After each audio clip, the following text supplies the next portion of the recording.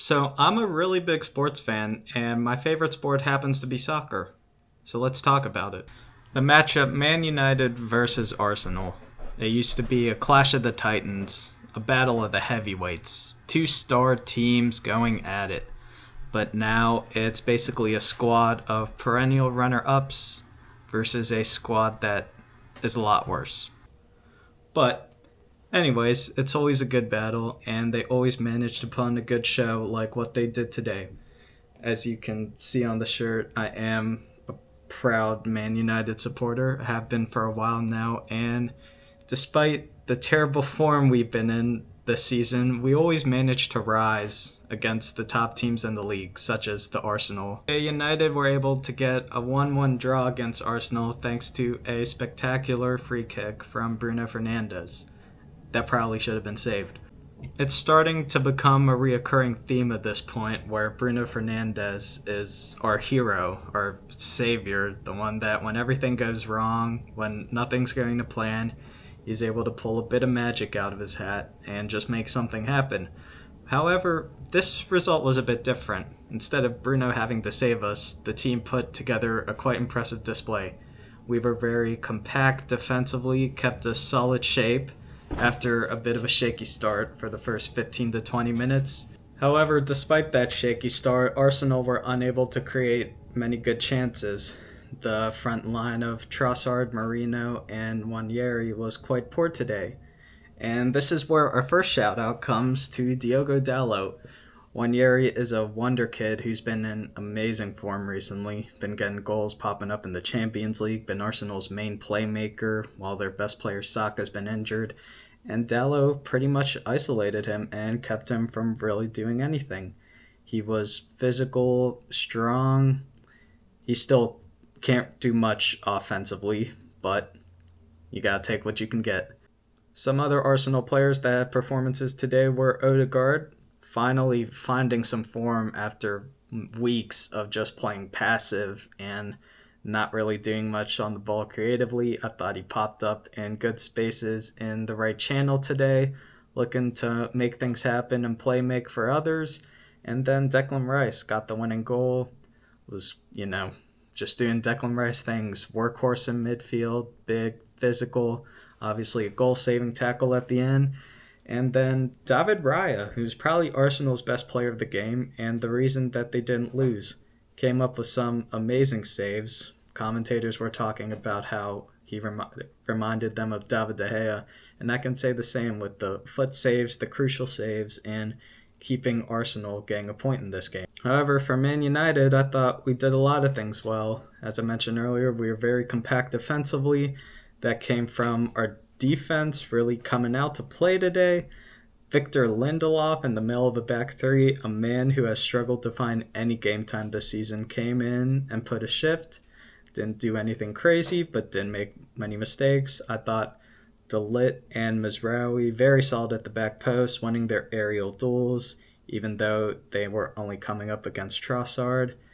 Did a very good job keeping him away. And Lenny Yoro, I thought, was amazing in that first, or maybe not amazing. He was very good in that first half. He was physical. He looked to progress the ball. He showed a bit of cojones trying to move the ball forward and make stuff happen. Unfortunately, went out with an injury. And at that point, we got to see a Premier League debut for one of our academy players, Aiden Heaven, and my man. Salute. What a performance. I mean, he was physical in the air. He was physical on the halfway line, stepping in, making challenges, even looking to progress the ball. And in a season that has been destructed by injuries, for an academy player who is only 18 years of age to come in, perform like that against the team in second place, mad respect to Aiden Heaven, and hopefully this is the start of something more. Another group of players I want to give credit for is the right-hand side of the pitch in Mezrao and Garnacho. I thought Garnacho actually had a very good game today, and I'm usually one that does not like Garnacho and can get quite fed up with him. But today I thought he was direct, while being composed and smart, he usually takes players on to take shots from the byline that just hit the side netting and end up as a goal kick. But it seemed like he was looking to play make today. He was being smart. He wasn't doing too much, and he was getting balls into the box, which is all you can really ask for a winger, especially when we play a counter-attacking style. And Mizraoui, too, as someone who is a fullback, more of a defender, I thought he did very good offensively. While he probably should have scored a goal to put us up 2-0, he created chances and showed some good link-up play with Garnacho, on top of his usual solid defensive performance, and him being the most consistent player for us pretty much this season. Can't really take away from anything that Mezraoui did on the pitch today. However, all the good things aside, United should have won that game. And as we gave earlier, we gave props to David Raya for keeping Arsenal in it. Another man, Rasmus, just week in, week out, man. Hoyland, my $70 million man, could go up to 90. Of course, it's not going to go up to 90 because he'd have to achieve what's in his clause to get up to 90, and that's not happening. But just we gotta figure something out, man. Gotta call RVN back up, call up Robin van Persie, Ronaldo, just get some United legends and help you figure out the finishing. I know we may be being hard on him, like the midfielders don't or the wingers don't provide him service, but they played you the ball on the edge of the box to your strong foot, and you didn't get a shot off.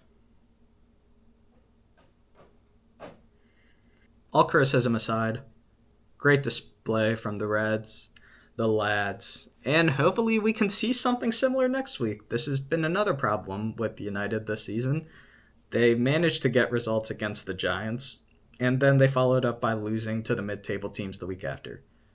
So, guess we'll have to see what happens. Now, considering the Premier League title race is getting quite dull with Liverpool pretty much running away with the league, if you head over to La Liga, the title race over there is a lot more interesting. And there was another twist to the tale today, as Atletico Madrid, the team in second place coming into the day, dropped 3 points away from home at Getafe. This revelation of an Atleti side has kind of taken La Liga by storm with their front foot offensive style compared to previous years where they just sat back compact defensively, soaked in pressure, and looked to nick a lucky goal or hit teams on the counterattack to win. This season, with the new personnel, Julian Alvarez forming his partnership up front with Antoine Griezmann, along with other strikers coming in like Sorloth and other key players increasing in their roles like Pablo Barrios, this team has been a revelation under Diego Simeone. However, Getafe still got the best of them today. I woke up late to this game. I was supposed to watch the whole thing. I only watched the second half, but when I turned the game on, I saw Atleti had one shot at halftime, and I was glad I slept in. But at the end of the day, the better team won. I thought Getafe sat back really well. Their frontline press was very good, keeping the Atleti defenders pinned back in their own half. With their only real source of attack that seemed to be working was balls over the top, which ended up being offside, so nothing really was working in Atleti's favor until they got a lucky penalty, which was then rescinded by 2 goals from Getafe, one off a set piece, I think the other one was open play, but either way, 2 goals to win the game, making Atleti drop 3 crucial points in the title race. And finally, a team in La Liga that was able to capitalize on their matchup today was the great Real Madrid. While Real Madrid doesn't play the most beautiful football, they've never been known in recent years to have the best tactics or a phenomenal system like some other teams in Europe have. There's one thing that you can't deny, and it's that they get results. They get goals that matter at times when needed, and they get the job done. And today we saw that. We saw the best players getting the goals. Goal for Mbappe and Vinny, with an assist from Modric. And pretty much Real Madrid in a nutshell. The star players get the job done. Now, their opponent was Rayo Vallecano, who aren't the best team. But there were some frustrations I had. And I don't know. As a Prem watcher, a lot of teams have a tendency to play out from the back. It doesn't matter if the other team is all over you. It doesn't matter how good their press is. They will still play the ball out from the back, even if it leads to a goal. They'll keep going. And respect. Do what works for you. Follow your tactics. Follow the way you're set up. Trust the manager. But at some point, there has to be a bit of a change. They say insanity is doing the same thing over and over again without and expecting different results. I feel like Rayo Vallecano did that. Just kick the ball long. You have the fastest players in the world on the other side of you pressing. And you have Bellingham, Mbappe, Vinny, and Rodrigo in your box, and you're still trying to play out. You gave the ball away multiple times, and you kept doing it. I get it. They were playing a striker that was 5'6" today. That's shorter than me. Crazy. But you just got to relieve the pressure sometimes, man. It doesn't make any sense. But to be fair to them, they scored a wonder goal courtesy of Pedro Diaz, a man who I've never heard before. Absolutely brilliant goal. Kind of alarming for Real Madrid how easy they were able to just work around their defense, the right side of the field, particularly Lucas Vazquez, through playing a 1-2 around, I believe it was Tchouameni, and then just a beautiful strike from Diaz. And while that strike made the game a bit interesting, at the end of the day, Real Madrid just has that winning DNA, and there's nothing you can really do about it. After today's results in Spain, three-man title race is still on, with Real Madrid and Barcelona on top of the table with 57 points and Atleti a point behind, while Barcelona still has a game in hand. And I think it's going to be hard to stop them. They have been playing the best offensive football in Europe right now, with Hansi Flick's tactics dominating. All their star players have been brilliant, and their defense has shored up recently. Szczesny has put together some very good performances from Barcelona, exactly what they needed at a time where Ter Stegen went down. They were rolling out Naki Peña. Yeah, not only that, Barcelona also has the advantage of dominating teams like Real Madrid, being able to beat the big teams, the big boys, and if they can just keep it going, keep form, momentum, and keep scoring goals, then there's not really going to be any way anyone can stop them. So yeah, figured I'd try something new today. Considering I consume soccer for fun, figured might as well come and bring it here and try something different. So yeah, let me know what you guys think. If this is something you'd want to see again, drop your favorite soccer player in the comments below. And yeah, catch you in the next one. Peace.